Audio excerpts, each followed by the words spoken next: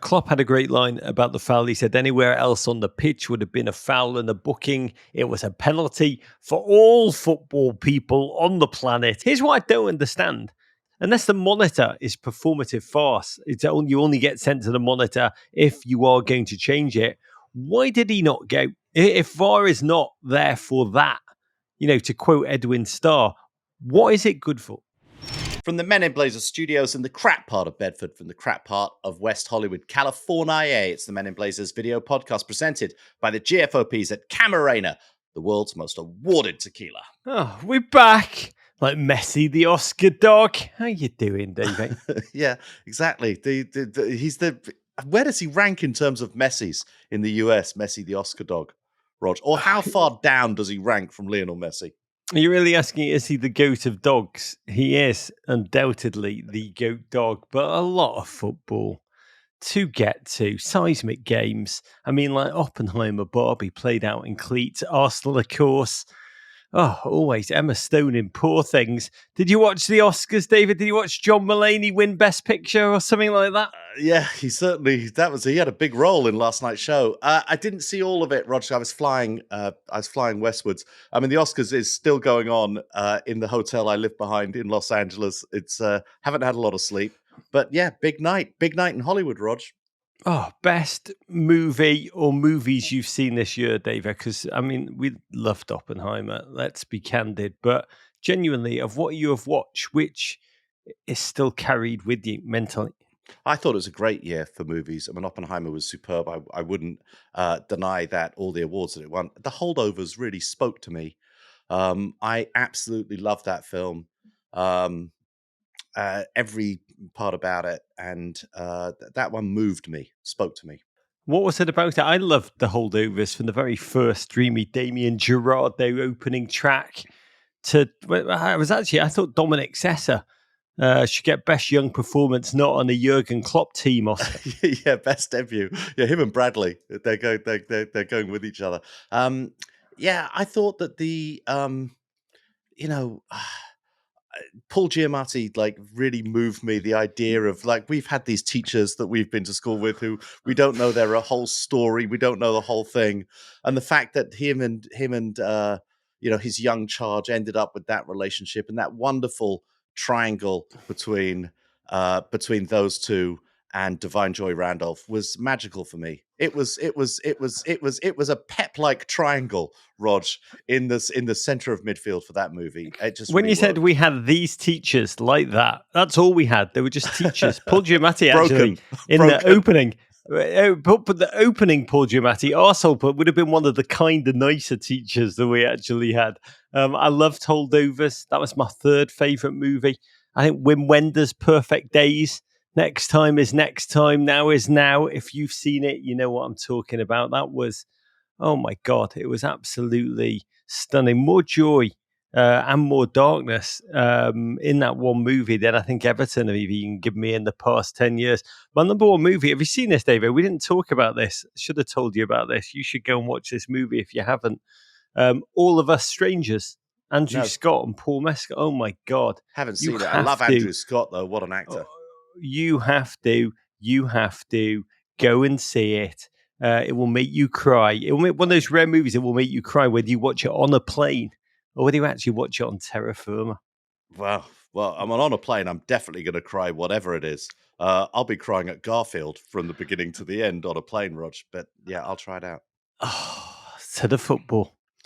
Okay, before we get to that, though, Roger, a quick word about everything coming up at Men in Blazers World Headquarters this week. An incredible weekend. That is right. The week is no longer able to contain all of your work, but two really wonderful interviews dropped on the Men in Blazers YouTube over the weekend. Andy Robertson and Mo Salah. Rog, people are loving these. That's because, well, really, despite the fact that I'm in them, these are two such different cerebral, singular gents. Robbo, he's always a wonderful interview. I loved hearing from him here about how the Liverpool team is beginning to process the reality of Klopp's farewell tour internally. And as for Mo, he's been on, I think, is it 3 or 4 times on our show? But this was remarkable, Pete Mo, talking about the secrets of mentorship, or as he approaches it, the art and science, really, of playing with Darwin Núñez. And as we uncovered at the end, our shared obsession with the game of chess. I do want to say one quick thing about these interviews, which is funny to me. A lot of global fans are finding our work through these interviews. And so first timers are like, why is that guy pointing his head? Why does he wave? Why does he wave at the guest? And it is an amazing thing to not be in the same room as someone you're interviewing is a very weird and challenging reality. You don't get to make those first minutes of like a physical connection, an emotional connection, a sense of trust.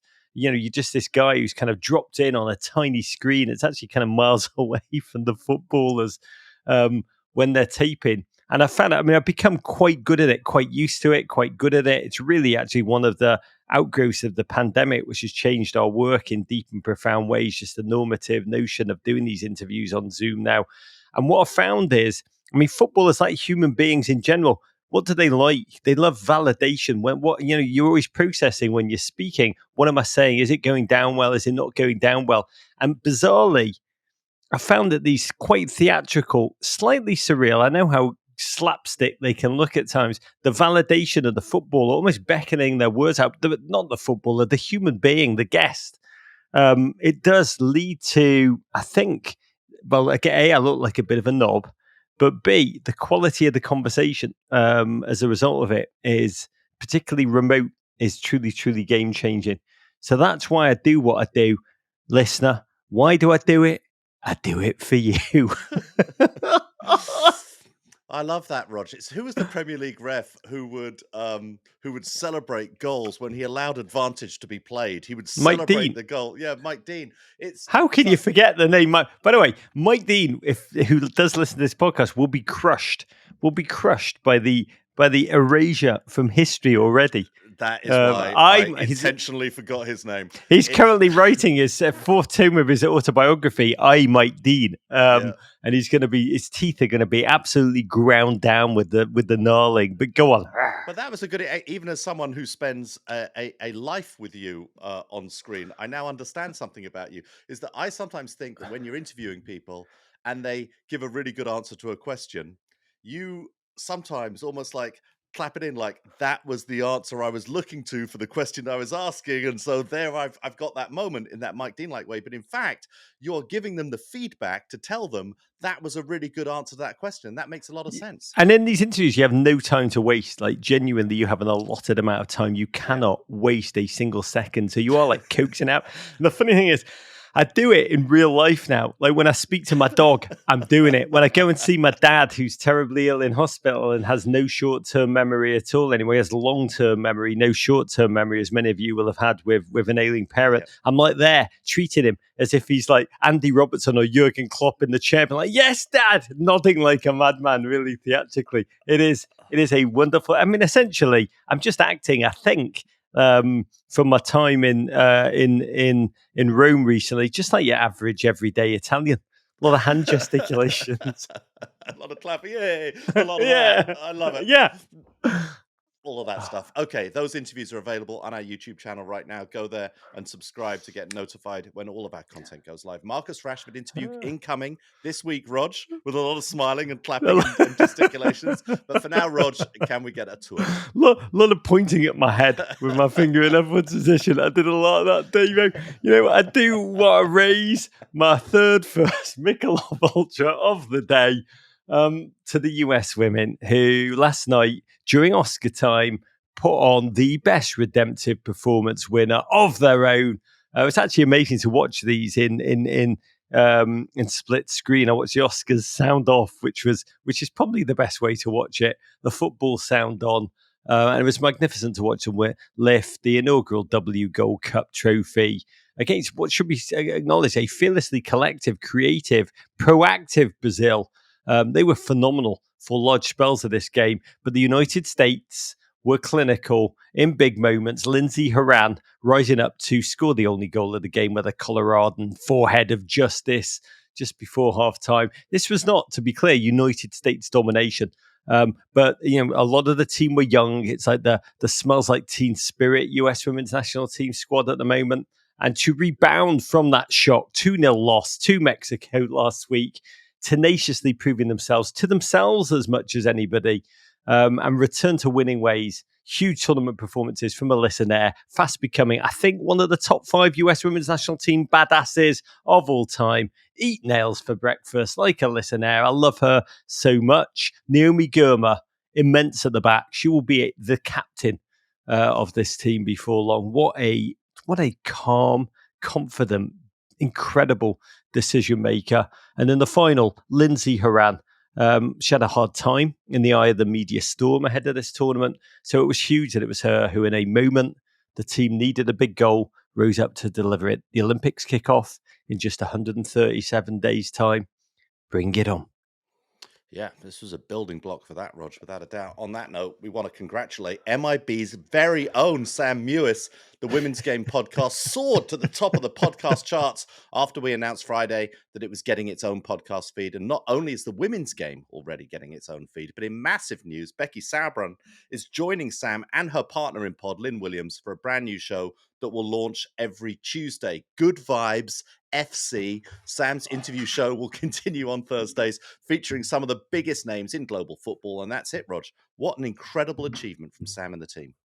It is. I'm just holding up, if you could listen to it on a pod, a giant Becky Sauerbrunn head, which I forgot I had. I just found it in the corner of my room. But I am so thrilled about what we are building at the moment. When we were holding initial conversations with Sam Mewis about joining MIB Media Network, I actually went up to meet her at her favourite Mass Shore pizza place. It's a legendary Shore place called Poopsies. Hello to everyone up there who knows exactly what that place is, because it's magnificent. And Sam said there and then, she said she wanted to do something on the scale that no one else had done and truly cover the game, the women's game, globally, wherever a ball is being kicked. That's the ambition here. This new feed and the addition of the people's captain, Becky Sauerbrunn, is just one of the first steps to that end. We have so much more coming that we intend to build. Becky's so emotionally intelligent. Her, Lynn Williams, Sam Mewis, what a delight. And with the explosion of the women's game around the world right now, we couldn't be happier to be doing this with them. Okay, so the important bit here is if you've been loving the Women's Game here on the Men in Blazers feed, make sure and search out the new feed. Just search the Women's Game and hit that subscribe. Also, make sure to rate and leave a review. It really helps. On Tuesday, Becky, Lynn Williams, and Sam will talk about that US Women's victory in the Gold Cup in their new podcast, Good Vibes FC. Roger and Sam's big preseason NWSL preview drops on Wednesday and Thursday. Sam sits down with Megan Rapinoe. It is giddy days at MIB Towers. Okay, to the Premier League football. Liverpool won. Manchester City won. A clash of modern footballing civilizations with the most acute of title implications played out in front of a baying Anfield. And this one did not disappoint. The defending champs came out wielding their paintbrushes and giving us colour palettes of wonder. And in the 23rd minute, KDB took a corner. It kissed the end line and then curved right back into the field of play, right into the John Stones position. He turned it in to make it 1-0, but the second half saw this Liverpool team come back out absolutely firing, and just 84 seconds into the second half, after a weak sauce Nathan Ake back pass, Ederson swung one of his giant Brazilian tree trunks, taking down Darwin Núñez. Alexis McAllister converted the penalty to make it 1-1. Liverpool were just magnificent in the second half, Rog, but couldn't find a second. City had their chances too, but in the end, it ended honours even, and Liverpool dropped to second, level on points with Arsenal, but trailing on goal difference. And City are just 1 point behind both of them. Incredible stuff. What an epic rumble. Height level here, set to 11. The game actually exceeded it. And it was emotional from the very beginning, because for the last time in nearly 8 years, Liverpool, Manchester City in the league would be Klopp against Pep Guardiola. Two men who like Federer and Nadal, are battled out with the world watching an intense rivalry, one which never, despite its high stakes, the competitive level, the furor around it, never became toxic. You know, Pep Guardiola's words, Jurgen Klopp is, quote, the best rival I ever had in my life. And the two have changed the level of the game around and the tactics, the football itself in the process. I mean, they're almost like Eve and Villanelle in Killing Eve.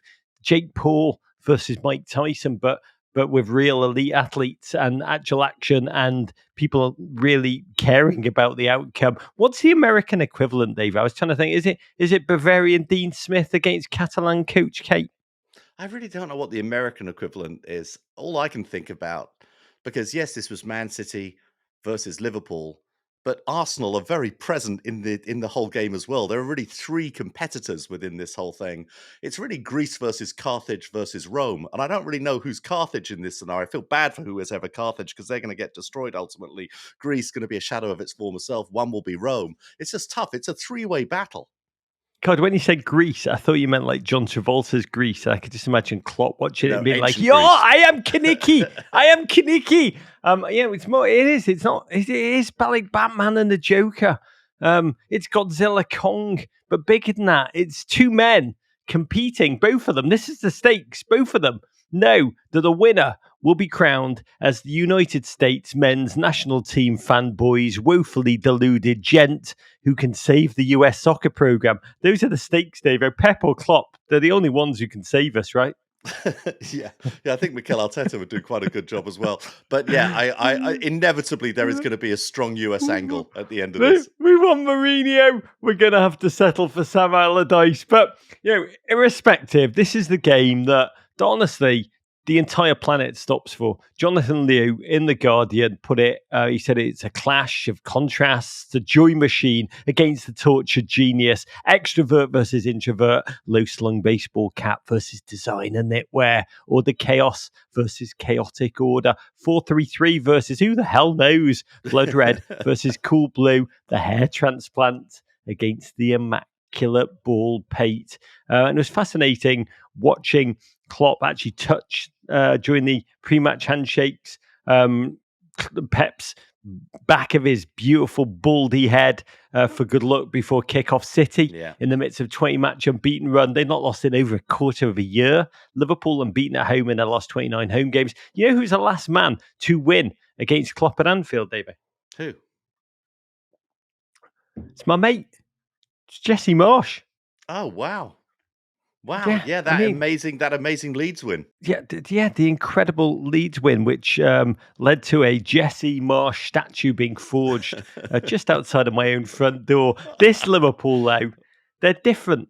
City's all just purpose death machine. This is a very human team, this Liverpool. They've somehow found a way to keep on keeping on, despite the fact that their squad's bodies keep breaking down. Canate, the latest to be out, which meant only Big Virgil, Liverpool's first choice backline, was available. There was no Alisson, Trent, Canate, Robbo, Curtis, Jota, or Salah in the starting lineup. My friend, Mo Salah. God, I'd love to play chess against him. That interview I did with him on YouTube, one of my favourite of the year. He was only fit for the bench. And the game began with a little bit of feistiness. After Trent Alexander-Arnold had said pre-game, because of the way the City's team has been put together, he wasn't any more explicit than that, just the way City's team has been put together. He said, titles, quote, mean more to Liverpool's fans. A charge which really rankled the City locker room, led to Guardiola promising to do his talking on the field. And from the off, it's really adrenaline-filled, nervy crap. I mean, this was football played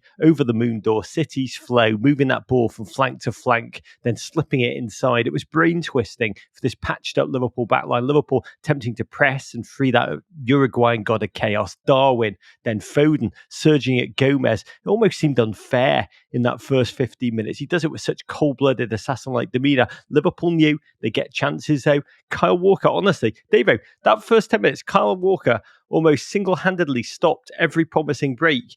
Has he negotiated some kind of Bruno Guimaraes-esque yellow card immunity, David? Yeah, it was...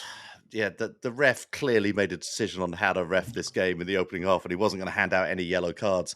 But, I think Kyle Walker could have ended up with a pack of playing cards of yellow cards by the end of that half. It was amazing that he didn't get one.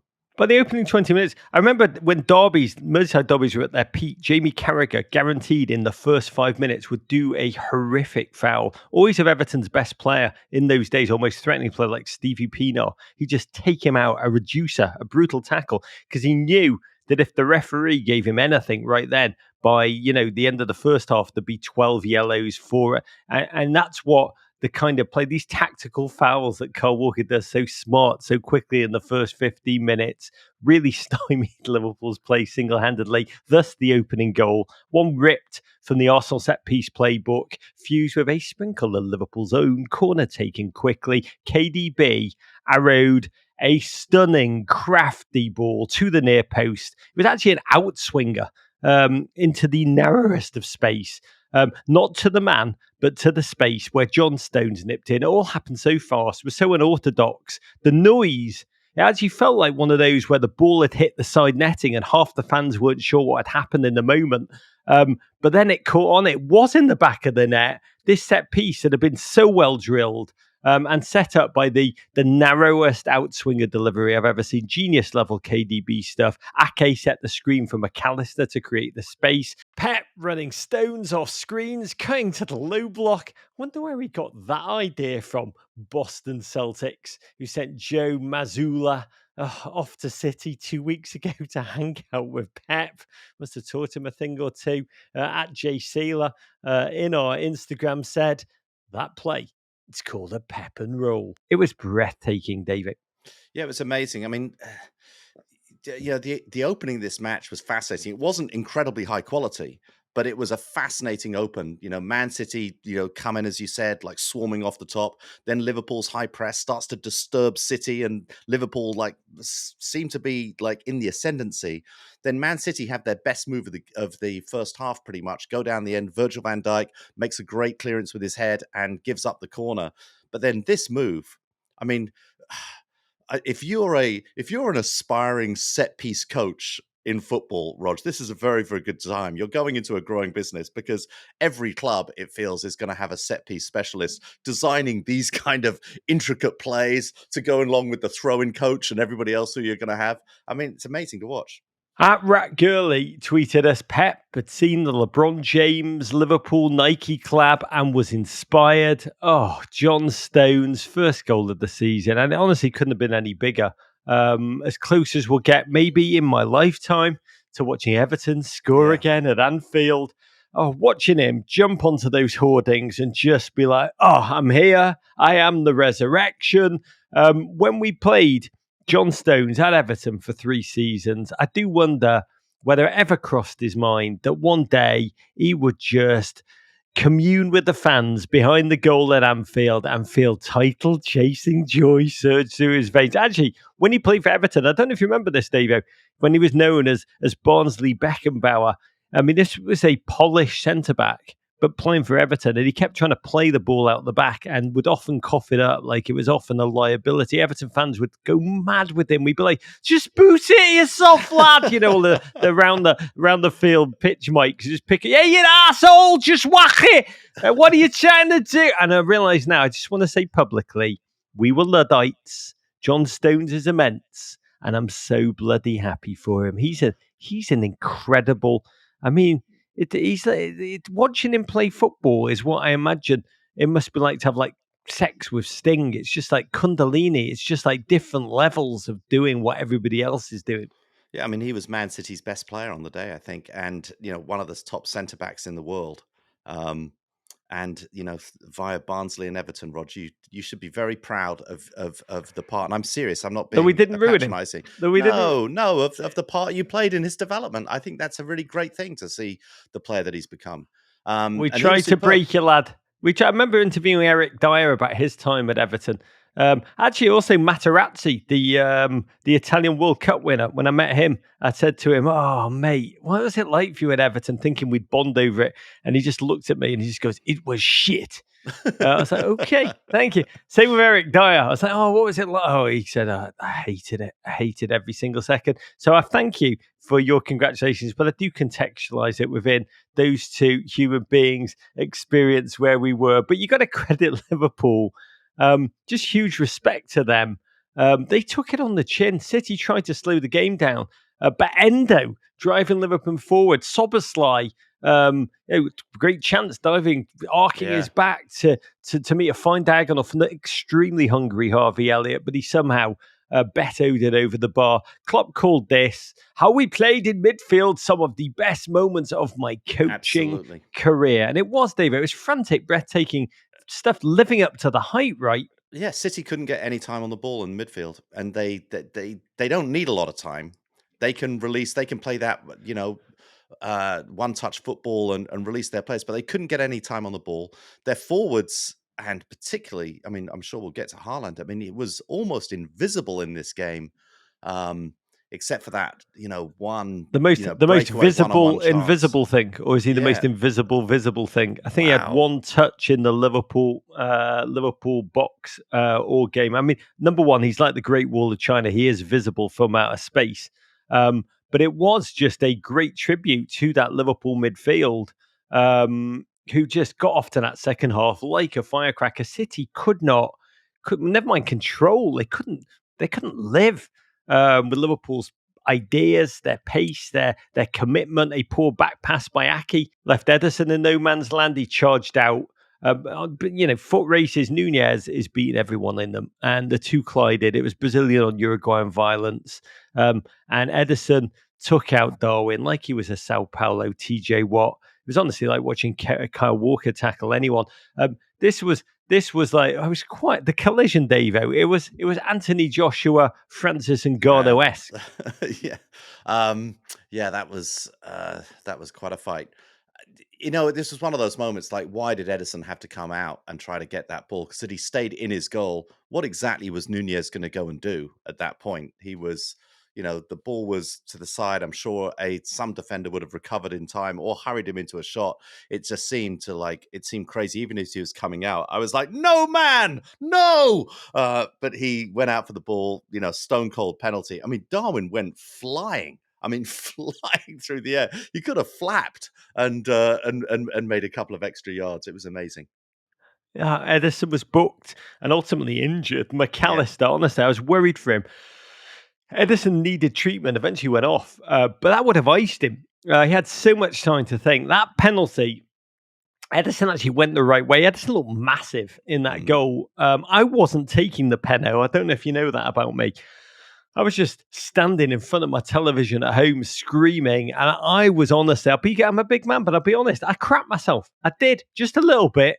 But the Argentinian, he hit it the same way as Ederson dove. It was an incredible, Ederson covered so much ground on this attempted save, but McAllister had anticipated, given the ball loft, and he converted. And I loved his reaction. It was so telling in that moment.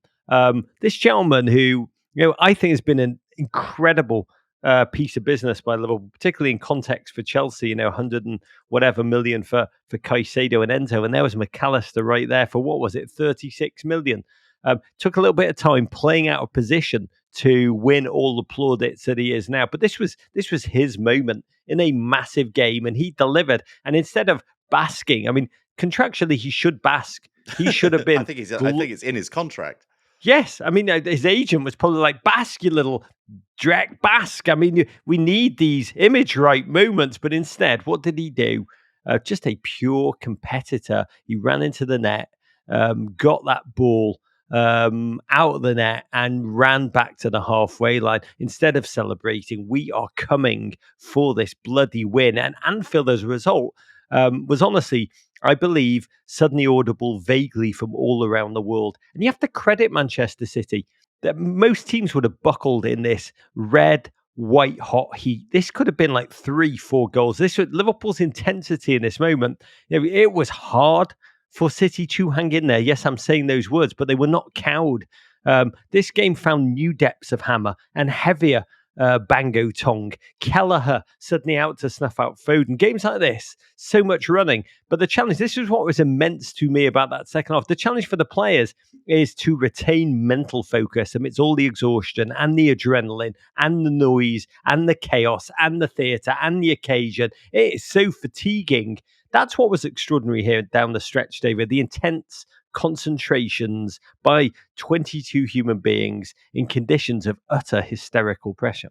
Yeah, I mean, I'm not sure all 11 Man City players were keeping their focus during this time.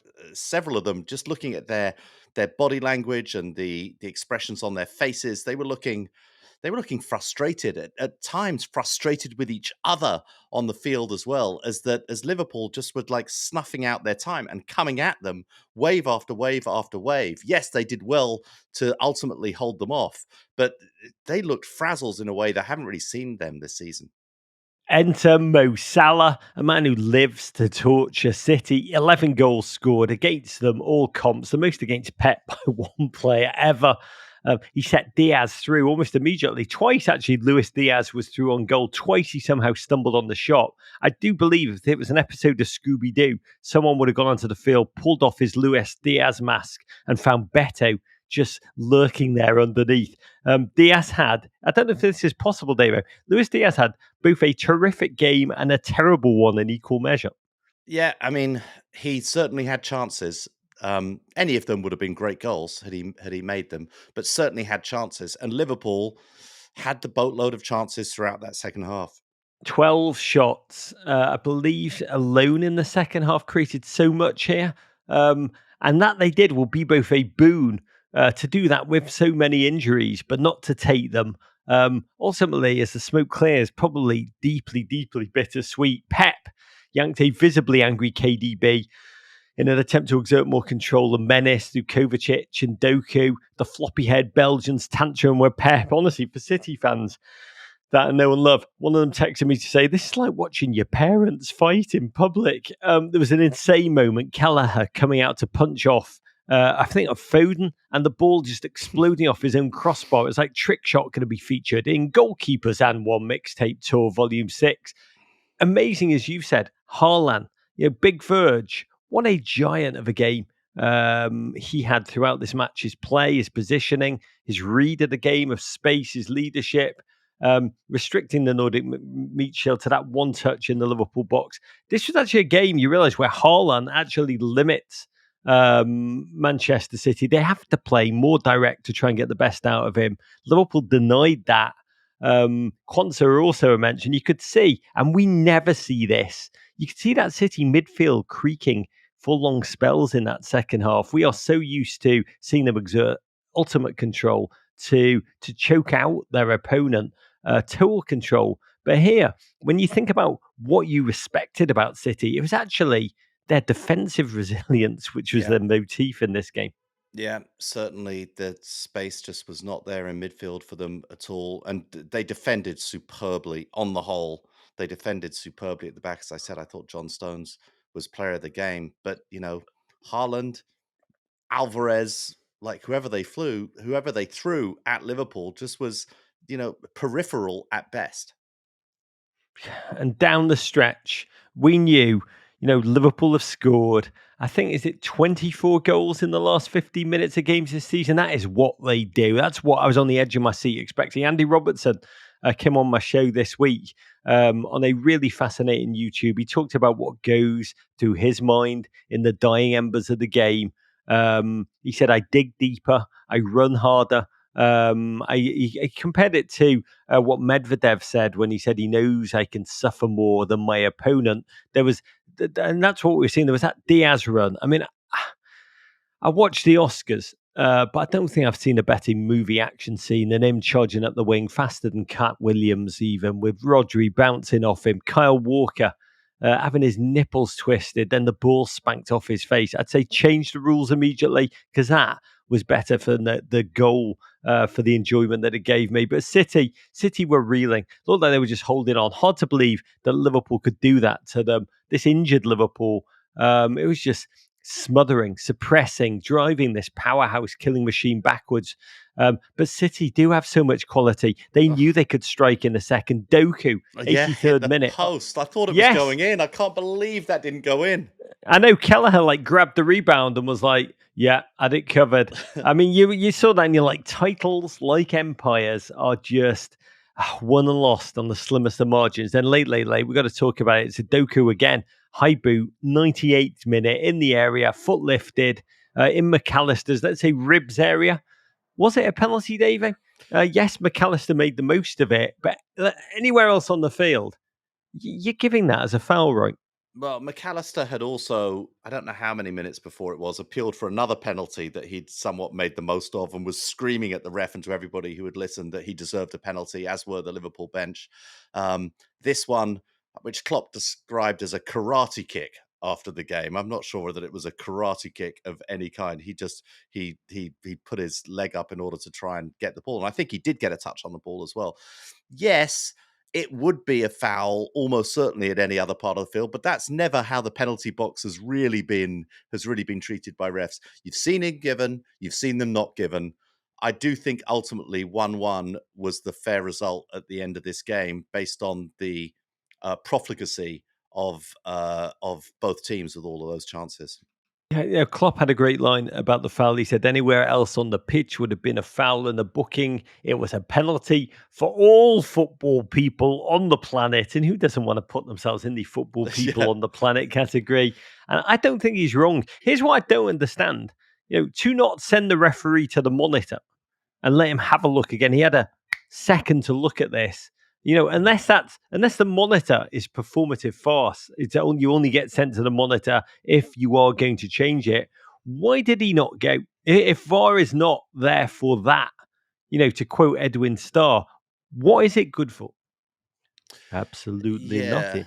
Well, that's not what VAR does. The referee, I don't think, could decide to go to the monitor without his VAR overlords telling him to go to the monitor. I don't think that's a referee decision.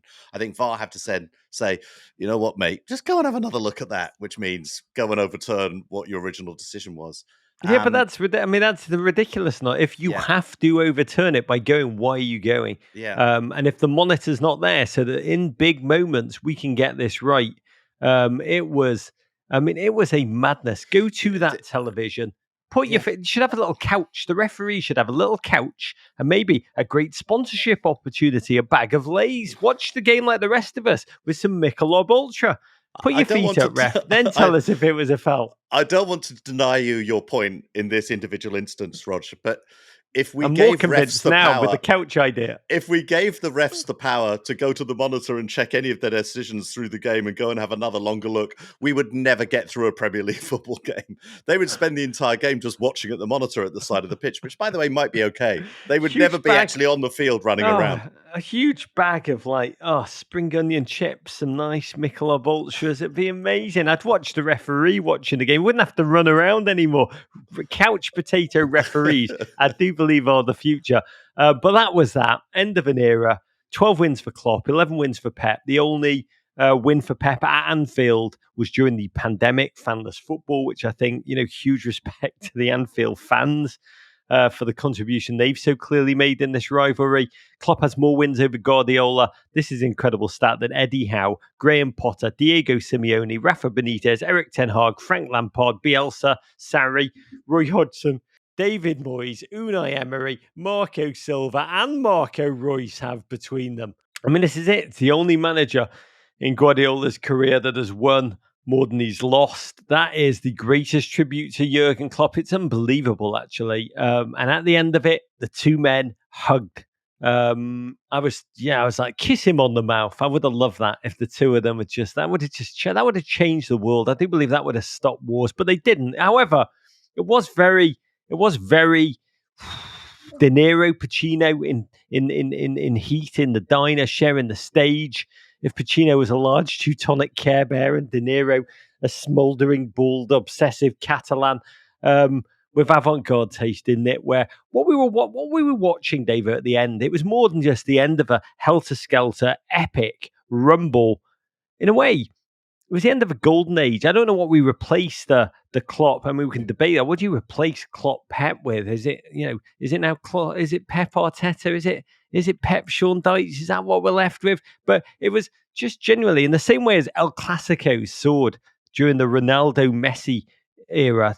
Pep and Klopp have been the shining lights of global football since then. They've taken this league the Premier League, which is already massive, but taking it to ever more intense levels, crackling quasi-nuclear levels of performance as well as height. That's the thing that they gave it. And I think we should never take it for granted. Yeah. No, I was watching that game in the second half and I was trying to figure out if Liverpool could play the same way under a new manager, or what kind of football, even with all the same tactics, the same players, not changing anything, but it's just what is the power of Klopp as the 12th man on that team, just infusing them with spirit and belief and mentality to get it done. And you just can't imagine any other manager doing that. And that's what's got him that record against Pep. It Not to say it hasn't also been tactical. Klopp is also a tactical genius, but it's the infusion of spirit. You and I were at one of these Liverpool Man City games at Anfield. It is a cauldron, an 2019. atmosphere that is almost impossible to play any kind of football, any kind of sport. You couldn't play badminton out there with all of that noise. It is just so hard. What Klopp has inspired in that theatre, in that church, to throw at you, there's just no way to play against it. So I just don't think it's replicable. It is fascinating to think for Klopp what was going on in his head. Was it relief? Was it, a recommitment to this season? Was there a sadness?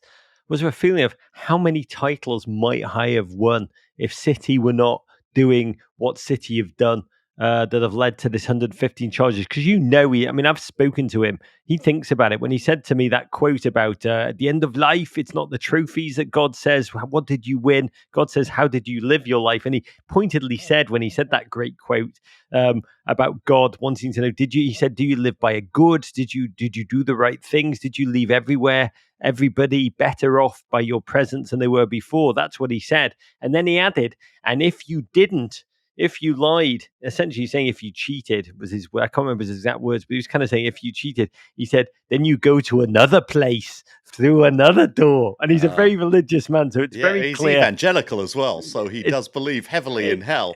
It's very clear. If City had not, whatever led to the 115 charges, if they are ever actually adjudicated by the Premier League, right now they've not been. They're just charges. Let's make that clear. But if they are ever adjudicated, and let's just say asterisks are awarded in kind of Sammy Sosa, Mark Maguire, steroid baseball era kind of ways, how will that change the understanding of the immense performances that Klopp has conjured, the immense achievements of his Liverpool tenure? On this day, it was 1-1. Biggest winner, probably Arsenal. The March 31st game with Manchester City for them now looms large. We'll talk about that in a moment. But now, just 5 more games for Jurgen Klopp at Anfield. And as Joni Mitchell told us, don't it always seem to go that you don't know what you've got till it's gone? Yeah. I mean, controversial, maybe, but I think this was a huge point for City. I think the fact that Liverpool didn't get that winning goal, I think could end up costing them dearly by the end of the season. This was a big point for City at Liverpool, at Anfield, being dominated. The fact that they held on. Yes, City's fixture list is harder going in the run-in than Liverpool's is. Yes, Arsenal are ahead on goal difference by there, but I think that this was a very, very big point for City. I think most Liverpool fans I know would have taken a point before kickoff. So even though there was bittersweet as a word they all kept using, I think it was a big point for them. I think the point for City was a big point for them. I think for Arsenal, this was a big point. It was a big point for everyone. That's a crazy thing about this game. Oh, God bless. As I said, Joni Mitchell, you don't know what you've clocked till it's gone. Okay, talking about big points. Arsenal 2, Brentford 1. Less a football match, more a study of the human condition. Mick Arteta's mob took the lead in the 19th minute when Deco Rice crashed home a header. He's so far forward. And Arsenal continued to dominate when, out of nowhere, second-string goalkeeper Aaron Ramsdale, who was playing because starter David Raya, couldn't go against his parent club, absolutely gifted a goal to Premier League King of Calm, Johan Wissa. And just when it looked like absolute heartbreak for all of Arsenal Nation, Kai Havertz, who else, steered home an 86th minute header to win it and send Arsenal to the top of the table for the first time since December. Arsenal fans feeling like one of Bob Ross's happy clouds this Monday morning. Arsenal, that sudden late show of football. 2024, blown away all comers in the league by 31 goals to 3. All it took was a trip to a Salt Bay Tinge warm weather training camp in January, and 7 wins had ensued. The mission was to win, to go top of the table, at least until Liverpool and Manchester City played the following day. This would be Aaron Ramsdale's last stand. Yes, David Raya couldn't play. He's on loan from Brentford. This is probably, and it definitely will be, after what ensued, I laugh because I cry. Last league game ever for that beautiful bloke for Arsenal. Facing a B-side, just 2 wins in the last 15. Really a feeble, injury-ridden backline they could put out. A team who'd just been booed off at home the week before. Brentford began 5 points above the relegation zone, and Arsenal treated them as just kind of like a mere vague distraction rather than an opponent from the off. Snapped into their mesmeric passing patterns, celebrating winning corners as if they were penalties, executing their scripted, carefully choreographed set pieces that force their opponent into traps, blind alleys, corners. Got to credit Brentford. They really held out with resilience. It took 22 minutes for Arsenal to find that first goal. Powerless to resist a magical poem of a chip across the goal face from Pantone warrior Ben White, and Declan Rice there, like a centre forward, rising up from near the penalty area with neck muscle and whip and flick and precision. Some Caitlin Clark logo range to nod the ball into the corner. Devo, seeing him crop up in these positions, like a centre forward, he has added goals. I think more goals for Arsenal this season, 6 in his last 2 seasons combined at West Ham. He's added goals to his game. Yeah, and part of that is because the way that Arteta has organised that midfield, putting Jorginho into the holding position, and really giving Declan Rice just more freedom to move forward. It's been superb, and Declan Rice has stepped up. He's added goals, he's added threats, he's added those. Sometimes he's playing almost like a number 10. He's sort of adding those insightful passes from the sort of the top of the box. Fantastic new dimension to his game. But then, right before the break, 49th minute, a human agony. Honestly, the ball played back to Aaron Ramsdale under no pressure at all. He had it at his feet for what felt like an eternity. Extra touches, that's been the knock on him for Arsenal fans. He does take extra touches on the ball to think and focus about what's in front of him, practically inviting the fleet-footed Wissa to close in on him and then kicking it frantically at the last as Wissa dove into him. A bit like Sadio Mane embarrassing Zach Steffen too soon. Watching him pull up his shirt over his face, Aaron Ramsdale, after the ball ricocheted into his own net, then try and shake off that moment as David Raya looked on from the bench and Mikel Arteta just had a face on him. He was seething. Also probably a bit on the inside. I told you so. Whatever that is in Basque. God, but I ate for Ramsdale. I don't know how you feel, David, but Ramsdale is a man that he's just a gent who feels things. I was like, Premier League scriptwriters, you cruel bastards. But also I was like, for Arteta, this is what you get when you start a quarterback controversy in goal. You create a crushing narrative and just bleed out the confidence of the second string player. Yeah, I mean, Ramsdale looked defeated the moment he ran onto the field at the beginning of the game. He looked sad from the off, and you felt like this was going to come. I mean, what followed was humanly magical. The way he rebounded from this terrible moment, but yeah, Arteta is not faultless or blameless in this situation. A wound, a self-inflicted wound in many levels. Real test for Arsenal. They could not dip at all. They had to win, and they came out ferocious. And bar one devastatingly audacious attempt by Tony to lob Ramsdale. It was all Arsenal. They hemmed Brentford in. It was just corner city with Ben White doing that thing he does. Watch Ben White at Arsenal corners. He just constantly backs a defender into his own goalkeeper at every opportunity. The game got edgy, feisty, physical defending by Brentford. Havertz flinging himself to the floor. Gent feels gravity more than normal human beings. We'll talk about that in a moment.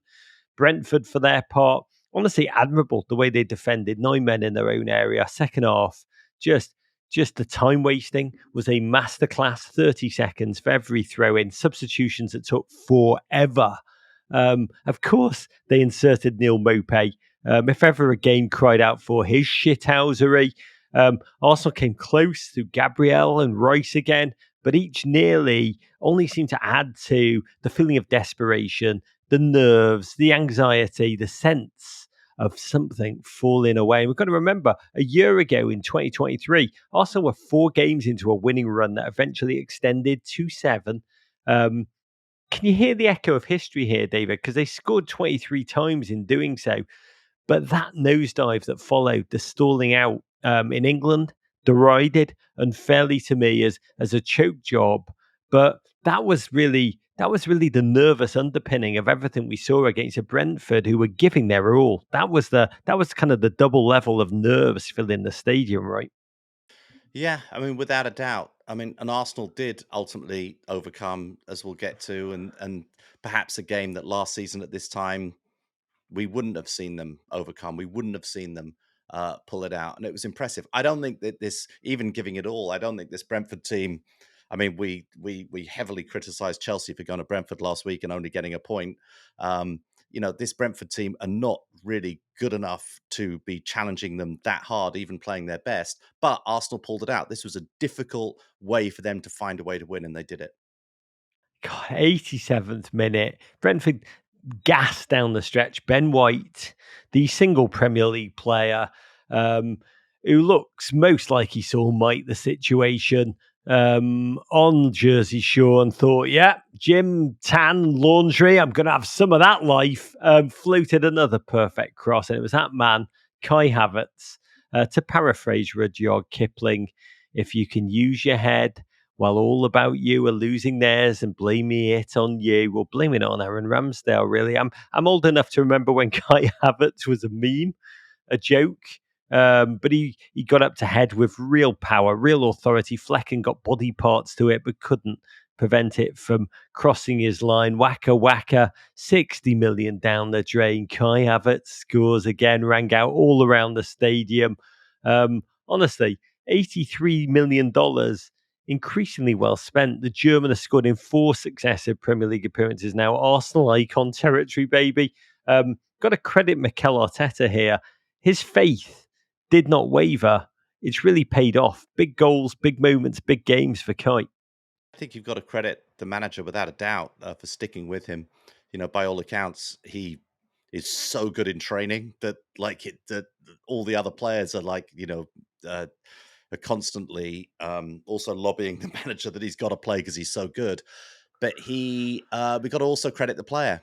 This must have been a tough season for him, tough couple of seasons for him in every single way. And the fact that he's managing to rise up literally and put his team into these winning moments is superb. That he was still on the field after that dive and not being booked when he was already on the yellow. Quite rightly, the Brentford bench was seething. And a great shot, though, of Aaron Ramsdale, who looked like someone, as Churchill said, had been shot at and missed. It's like the gun had jammed, as it only seems to in the movies. Turned round, surged towards the Arsenal faithful behind him, and just roared. I can't even imagine. I did try and think what feelings must have surged through his body in that moment of joy and relief and just escape and a sense of wonder, just flying as a cocktail through his veins in that moment, David.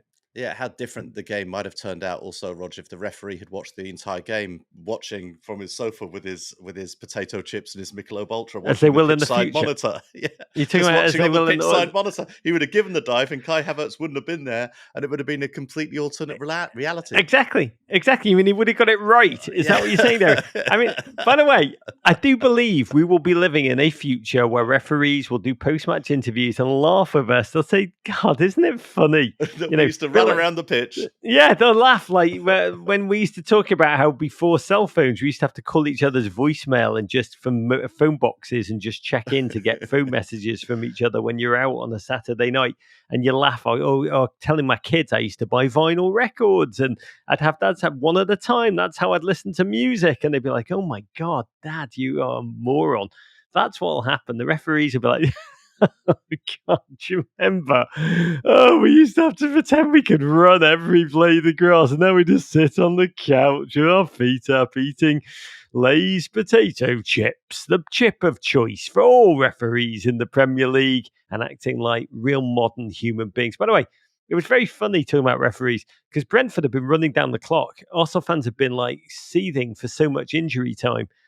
Suddenly that behaviour and desire totally flipped the other way, which only added to the agony for Brentford, who have not found a way to staunch the bleeding. 11 defeats in their last 14 league games. But Arsenal proved themselves to themselves. Again, this is a team that can fight and grind, that won't be intimidated. 8 straight victories now. The first double against Brentford, I think, ever in history. Leapfrog the two giants. They are in first place. Arteta said if someone told me after the first 2 or 3 months the whole stadium would be singing the Havertz song with that passion, it would be hard to believe. That's what happens to good people and an exceptional player. Arsenal are only the 4th side to win each of their first 8 Premier League games of a calendar year. The previous 3, whisper this, all went to win the title. Arsenal fans, Godspeed. Whatever happens, savour every bloody second. Yeah, 10 games to go, top of the league on goal difference. It's not Arsenal's title to lose, but it's their title to win if they want to step up, in that incredible game coming up against Man City. Can't wait for that as well, Rog. Okay, Aston Villa 0, Tottenham 4. This battle between top half teams got off to a meandering start at Villa Park, but a scoreless first half was a mere diversion tactic for General Ange's men in this one, as Spurs scored 4 unanswered second half goals via the law firm quartet of Maddison, Johnson, Werner and Son. Throw in a John McGinn straight red for good measure. And this was a Villa second half that even noted film enthusiast Unai Emery will never want to watch again. A massive win as Spurs creep within 2 points of 4th place Villa. On any other weekend, this would have been the colossal A-list game. Yeah. Battle for 4 felt like it came down to this. 2 enormous clubs with profound aspirations and trophy cabinets yearning for silverware to match them. Economic, transformational cash of the Champions League just floating above this game. That Willy Wonka golden ticket, which is really the sine qua non of the march to glory. 2 big clubs fighting for a chance to be back in the Premier competition. It's been 41 years since Villa last played in Europe's elite trophy, and a home win. It would have taken Tom Hanks' mob a daunting 8 points clear of Spurs in 5th. Those were the stakes, and perhaps because of them, it was a cautious first half, nervy, sloppy at times, press and counter press and transition wheels within wheels. Not a single shot on goal from either side. Came alive in the second half. Sarr, with speed of mind, matching his fleet of 4, arced a stunning ball into the area, and it was James Maddison, Jimmy Darts, first to it, bravely charging in ahead of Cash to slip it home past a rooted Emi Martinez. James Maddison's first goal in 9 games, Dave. So important for Spurs to have him back at his best in this crunch time of the season. Yeah, and this was a great run, a great finish, a great cross as well. But Maddison at the heart of everything happening in this team, or an addition to Sonny as well. They look irrepressible when they're on the ball moving forward, as they do all the time under Ange. Yeah, the commentator then attempted to speak Spurs trauma into effect, wondering if Tottenham could hang on because they'd scored first in the reverse fixture, only for Villa to snap back into life like the Undertaker. And within seconds, Konsa coughed up the ball. Son charged forward, 3-on-1. Beautifully, selflessly fed Brennan Johnson, opened up his body beautifully. First time, stunning finish. 2 goals in 170 shocking seconds. Spurs fans sang 2-0 in your cup final. But I say Tottenham Hotspur are so happy for their fans. They deserve joy too. It would get worse for Villa. Captain John McGinn lost his mind. I think to frustration more than anything. Before the game, he called this one the most important match in Villa's modern history. The team have been rendered impotent before their own fans. He unfurled a reducer on Ndogi, flying in with, I've got to say, an admirable burst of speed, straight red. As a Villa faithful, it was really surreal. The Villa faithful sang boisterously the Super John McGinn song as he walked off. But it was all as startling in every way as the Spurs goals. This was an act of premeditated violence, Dave. It was like 1980s football breaking out suddenly in the modern game. Yeah, it was a terrible challenge, and he could have severely injured a fellow professional, which is like just not good. And just to me, the audacity of the arms in the air complaint when he was red carded, as though, what, for that? For that I'm red carded? It's one of those where the players around the referee, like they do the ball-shaped sign, and you're not quite sure whether they're telling the referee he got the ball or he got the player's head. It was that high and that violent. It was a moment. For a player that does not do that a huge amount in his career, but that kind of summed up the frustration for Villa as Tottenham wrapped up the game with 2 late goals. I tweeted it doesn't get any better, Spurs fans, when Sonny got his late finish to kill off the game. But yes, it does. Timo Werner scored 3 minutes, 53 seconds later. Beautiful 2 goals and 2 for him now. Yes. Opened up his foot, cushioned it in. I love that. Timo, with confidence, equals human joy. Villa, just 1 shot on goal. Unai Emery's joint heaviest defeat at home as a manager, said post-game poetically, "We are sad. We are disappointed, but we are 4th. Villa fans, however, going to look at that run-in with games against Man City, Arsenal, Chelsea, Liverpool, as many are, and mocking it all with gallows humour as the day when Luton's draw meant that Villa are mathematically safe from relegation, which I love and relate to. But for Spurs fans, David, not only to take 3 points, but also move the goal difference advantage. I think they're up to 2. Are you West Ham in disguise? They sang 2 points back now, game in hand.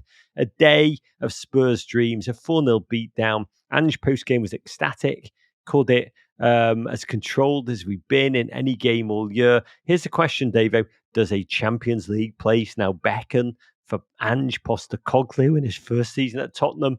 Or is this just a new, cruel way to traumatise the Spurs faithful? We will see. But from a power rankings point of view, this was the most impressive performance of the weekend. To go to Villa and win 4-0, and in the style and the way that they did it, this was massive, I think, for Tottenham and for Tottenham fans. One note on the possibility of a 5th spot, Champions League spot in the new format Champions League next season. Essentially, it's slightly complicated. Thank you, UEFA. The league is being expanded to a 36-team tournament next year. So there's going to be 2 of extra 4 places awarded to nations whose teams perform best in all 3 of this season's European competitions. England are currently 3rd in the race for those extra spots behind Italy and Germany, which would mean Serie A and the Bundesliga receive a 5th Champions League place. Brighton being thrashed 4-0 by Roma, while West Ham's loss at Freiburg is not great, Bob. But lots of European football to play. But it might mean Villa, United and Tottenham will have to rely on strong performances from City and Arsenal if England are to earn a 5th spot in next season's Champions League. Monitoring UEFA coefficients, Davo. That's why we watch. Yeah, I can only imagine how those coefficients work. They probably involve cash, let's face it, in envelopes. When you said the word coefficient, I just saw in my mind piles of cash. How else could they work? How else would they work? It's very true. Okay, West Ham 2, Burnley 2. The Clarets travelled to East London in what was an unexpected cracker of a game, and it was Burnley who took the lead early off a David Datro Fofana. Come on, Chelsea, blast all the way from Dagenham, and in a West Ham own goal just before the break. And the Clarets were up 2-0 at the half. But like some sort of Pavlovian response, when there's a bowl of punch, David Moyes must piss in it. A second half opener from Luis Paqueta, plus a stoppage time equaliser from former Claret Danny Ings after he'd had one VAR'd off left. These two splitting the spoils. West Ham remain in 7th, while Burnley stay stuck in the drop zone. Rogelio. Yeah, with JJ Watt in attendance, Burnley played sterling football against Europa League fatigued West Ham, who have not kept a clean sheet since January. Fofana scoring a rocket, which was almost as impressive as his tweeting of his goal out at half-time. Before wilting, Danny Ings rolled back the years, scored late on. Equaliser that was VAR'd off like a Palace photo of Prince Kate. But Ings, that old gerund, is tenacious, scored again in injury time. West Ham are now 7th, the best of the rest. But the dullness of the first half and that need for the fight back against cellar dwellers means the frustrations of the anti-Moyes fan base live on. The West Ham football feels really like the old Schmatter trade Taylor line. Never mind the quality, feel the width. Good game of football, though. Crystal Palace won. Luton Town won. It was a nightmare start for the Hatters at Selhurst Park when an Alfie Doughty giveaway led to an 11th minute Palace opener via Jean-Philippe Mateta. But Luton, like a Premier League Maximus Decimus Meridius, will not let us be unentertained. The Hatters resisted a flurry of eagle attacks and in the game's dying embers flicked home an equaliser off the head of Corley Woodrow to level the game at 1 apiece. Both teams go home a point richer. Palace sit from 14th place, while Luton have 11 games left to climb out of the relegation zone. God, yeah, that Palace goal was one of my favourite at the weekend. Mateta, just an immense moment of divine improvisation, a backheel flick. Yeah. Oliver Glasner taught him that. A delicate finish that they just couldn't summon again. They had 21 shots, were truly profligate, and then were punished at the death. 96-minute goal. Corley Woodrow, first in almost a decade. Last one he scored also against Palace. He did so as a 19-year-old filled with promise. It's taken him 10 years to find the back of the net again. A massive goal mentally and also in the table for Luton, who had lost 4 straight. Yeah. Big point, potentially. Okay, Bournemouth 2, Sheffield United 2. The Blades' march of folly continues on the South Coast. They followed up last week's 6-0 shellacking at the hands of Arsenal by conceding a 2-0 lead to the Cherries, starting in the 74th minute when Burkina Faso international Dango Ouattara turned home a near-post header before Turkey's Enes Ünal equalised in injury time for his first ever goal for the club. The Blades stay nailed to the bottom of the table. The Cherries, meanwhile, are 13th, with the Wappinger Falls Cavalry arriving. Yeah, by the way, a record number of injury time goals this season in history. That's what happens when you add 10 to 12 minutes at the end of every game. Coincidence? Yeah, and have referees still on the field, not watching from pitchside monitors. I know. Get the Lays chips down those guzzlers. I do need to say the highlight of the game, it actually didn't happen on the field, happened close to it on the bench. Tyler Adams included in a Premier League matchday squad for the first time in a staggering, heartbreaking in a way, 364 days. A new substitute for Bournemouth, important milestone though in his comeback from prolonged hamstring agonies. That 25-year-old from Wappingers Falls, New York, has become a dad since arriving at the Bournemouth Golden War Cherries. It's going to be magic to see him back on the field, just upping the number of Bournemouth curious US fans with his very presence. We wish him Godspeed. Wolves 2, Fulham 1. The Black Country crew give their hopes of European football next season a jumpstart with a low-key big home win over the Cottagers. Wolves are up into 9th in a cluster of discounted European vacation contenders for next season. Gary O'Neill, wow, doing incredible work, Rog. He really is stealth manager of the season. Yeah, and he hailed this victory as, quote, his favourite of the season. There's one, honestly, that felt like winning the battle, but possibly losing the war. Pedro Neto limped off, pulling up with a non-contact injury. For Wolves, who are already missing Cunha and Hwang. And I felt for Neto. He's been oft injured, forced back possibly too soon. Gary O'Neill said post-game, tweaked his hamstring last week. They played him again.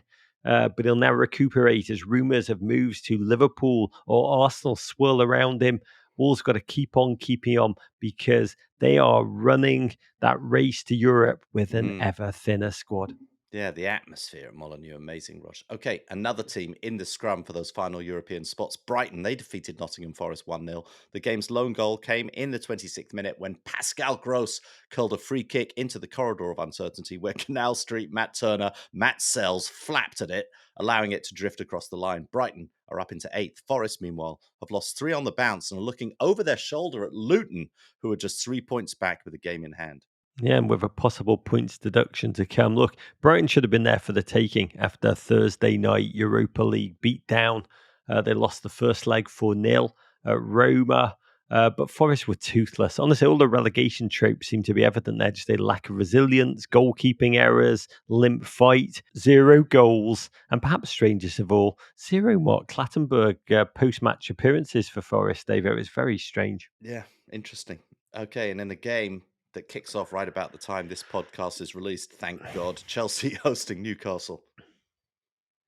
Oh, yeah, we interviewed a new video editor this week. He's a Chelsea fan, and he came up with a great line that kind of sums up the entire Chelsea season. I wrote it down. He said, I've made my heart and soul a sunless space. Let me read that again. I've made my heart and soul a sunless space. Honestly, sounded like a great title for an Elliott Smith greatest hits album. It's beautiful. Oh, good.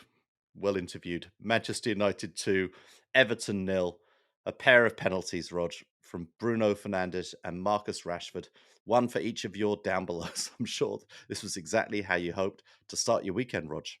Yeah, it was exactly not how I hoped, but it's how I believed. Expected. Yeah, I mean, 10 games without a win, just 5 points in that spell. We are league leading in something. Worst run of form in the league. You'll never sing that.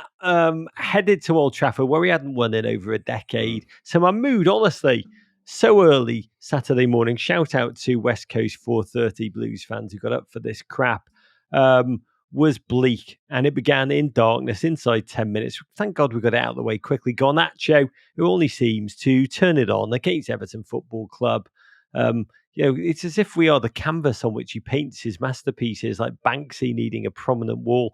He got Tarkowski'd in the box. Bruno converted the ensuing penalty as coolly as if he was a listen there. And in a funny way, as I said, it was almost a relief to get, thank God we got the conceding part, the inevitable conceding part out of the way early, and it didn't even hurt. We were bright. Yes, we created opportunity. We do that. We just don't take them. Instead, we do a lot of great work for charity. Just after the half hour, from our own free kick, pumped the ball into the United box, ensuing a full length of the field United run. On the break, we waited to the second that Garnacho had stepped into the box, whereupon we decided to immediately foul him. Could have fouled any United player on that shot. No, we're like, no, why would we do that when we can give you a second penalty? Converted this time by Rashford. This is a United team that can barely score. We'd given them, begged them, willed them to score 2 goals. Here's what I was asking myself at half time, Davey. Watching Everton, honestly, the only way I can describe it at this point, I'm sorry, sensitive listeners, this is not nice. So just maybe forward 30 seconds here. It's like taking a dump in your own mouth, like taking a crap in your own mouth. Why would you do that? And if you did do that, you would pretty well learn quickly never to do it again. It doesn't, I imagine it doesn't taste good. It doesn't feel good. You wouldn't do it again. It's the opposite of what we want in our life. That's what Everton are like, but I do it over and over and over. Am I just taking a theoretical dump in my own mouth? I am impressed at your ability to still care this much, Roger. I know you say you don't care, that you are numb to all of it, but I'm impressed at your ability to still care this much, and that shows real love for your club and real love for your hometown. You still care so much. That's your heart, and so Yeah, I mean, I love you're my crapping in your team. mouth. I love my town. I love my family. I love my children who watch, wherever they are. Even my oldest one is just getting up still at like 6:30 in the morning where he is to watch these games when he's probably like hungover in ways I don't even want to imagine. I found this out at halftime. I did an Insta Live on the Men in Blazers account just to commiserate with other Blues who'd gotten up at the crack of dawn to watch this dross. The comments just fly in. People just trying to essentially lift me up off the barroom floor. You are such great listeners, and I love you. Commiserations of love. Predictions that Anthony's going to come on in the second half and score a hat trick. Good prediction. Could have happened. Then there was a comment which I actually read out, which was, "Why have you done this to your kids?" All caps. And I read it out because it was funny. And then I realized it had actually been posted by my youngest son, Ozzy. Who was sitting there on the couch alongside me in his 1995 Everton FA Cup winning shirt, a shirt that was won the last time Everton won something, which was, I think, 15 years before he was born, which is its own agony. Second half, sheer misery continued. Everton had 23 shots. Most we've ever had in an away game without scoring since 2004. 30 crosses, no goals. This is like watching a boxing match between two boxers. Manchester United, who can't punch, and Everton, who insisted on occasionally just punching themselves in their own face. John Champion said, "Watching Everton is like watching someone in the kitchen trying to cut bread with a very blunt knife." Which is the best way of summing it. It's worse than that. We do silly things. Like Beto fought to stay up in the area rather than falling over and getting the penalty that he deserved. Or corners not given when the ball goes a foot over the back line. And my son said, Dad, it's good we didn't win a corner because United probably would have scored on the break. That's where we are. And Greg O'Keefe, who used to cover Everton for The Echo, tweeted, there are many different ways to be shite. This Everton are good at finding novel ways to be shite, while actually not being shite, but nevertheless ensuring shite results, which is where we are. The truth is, United are not a good football team. They can't hold on to the ball. They retreat and counter-attack against Everton, this Everton at home, but they still cruised. Everton could have played for hours and not scored. We were a toupee on United's boldness. They were terrible too. Dominated at home for long spells by Everton. It's pathetic. 8 points off Villa in fourth. Next week, they face Liverpool in the FA Cup, which will be far more of a proctology exam for Everton. We get 3 weeks off, and I couldn't be happier because of the international break in the FA Cup next weekend. And I'm like, so happy to be rid of this farce, this thing that I love that can only darken my door. Oh, Rog. Well, you can take some solace in statistically when you look at the stats of that match. Rog, Everton seemed to win in most statistical bases. They had more possession, shots on target, all sorts of things for you to take home and share with your family. It's why we watch. Okay, before we go, a quick reminder about everything we've got happening at Men in Blazers this week, powered by Michelob Ultra, superior light beer. Go and subscribe to the Women's Game podcast feed to hear the brand new episode of Good Vibes FC with editor-in-chief Sam Mewis, Lynn Williams, and Becky Sauerbrunn. It debuts tomorrow. Will only be available on the Women's Game podcast feed. Search the Women's Game wherever you get your podcast. And please like, rate, and review so Sam and the team can keep creating the magic. A great US Women's National Team Gold Cup reaction video on their YouTube page as we speak. Make sure to check that out as well. Godspeed. Let's finish with a toast.